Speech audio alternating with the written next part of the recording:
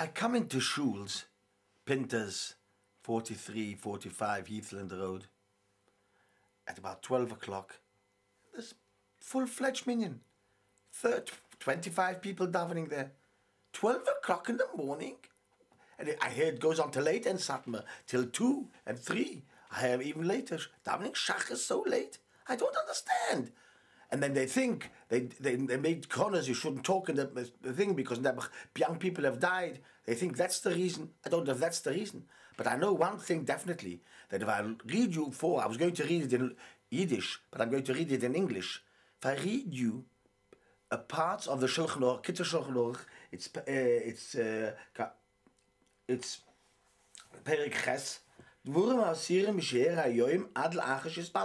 things that are not permitted, as they call it, chapter 8, you may not be done from dawn until praying time.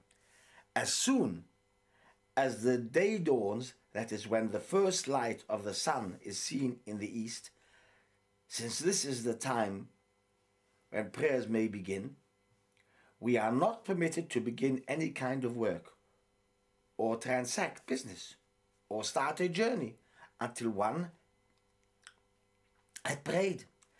As it is said, righteousness shall go before him. Righteousness means prayer, wherein we declare the righteousness of our Creator. And only afterwards are we direct our footsteps on the road of material desires. One is not allowed to eat or drink before praying, as it says in Leviticus, you shall not eat with the blood, which means that you shall not eat before you pray for your lives to one who first eats and drinks and then prays. The following scriptural text applies. I don't want to go into details because it will take also too long, but you can look it up. It's chapter 8. It's quite simple. Perek Ches, Kitzur Shulchan Aruch, and it's in Shulchan Aruch itself, but I'm just reading you from the Kitzur. If one cannot concentrate upon the prayers while hungry or thirsty, one may eat and drink before praying. But if he has a weak heart, he may partake of food and drink to fortify himself for the divine commands. That's if he feels weak. Before praying in the morning, we are not allowed to go to a neighbor to meet him or to say good morning. You mustn't even say good morning. You mustn't even say good morning. I don't understand. And they're mucking about what have they done from when they got up till 12 o'clock. You're not allowed to do anything. I don't understand it. Don't you think that the Ruf should concentrate on that? That's one of the basic fundamentals of Yiddishkeit has been overlooked. Maybe that's the reason why I don't know the reason why things happen. Nobody knows the reason why things happen and different things happen. I don't know. But if we want to rectify something which needs rectifying, it's a Mefere Shulchan Aruch. If somebody I come into a synagogue and want to talk to somebody else there, I'm not partaking in the service. I mean, I don't have any, I'm not in the service. You're not allowed to talk in the service. When I daven is different, but I'm not partaking in the service, so I must not talk there to somebody. There's one more last bit before I finish with this. It is forbidden even to begin to study of the Torah after dawn.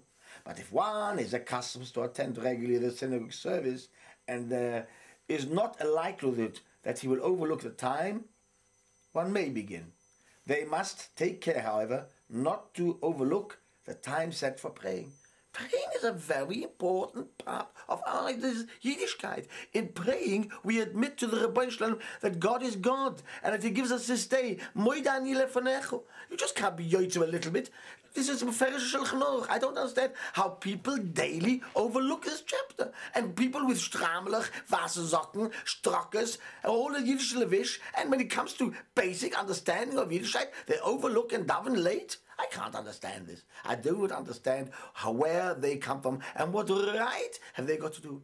And I think we need to look into this, that maybe some of the problems in this town come because of that. Maybe, I don't know. But definitely, that's one of the first things we have to rectify, is not allowing people, a person gets up in the morning, not allowing to daven at 12 o'clock, going to business, who knows what else he does, I don't know.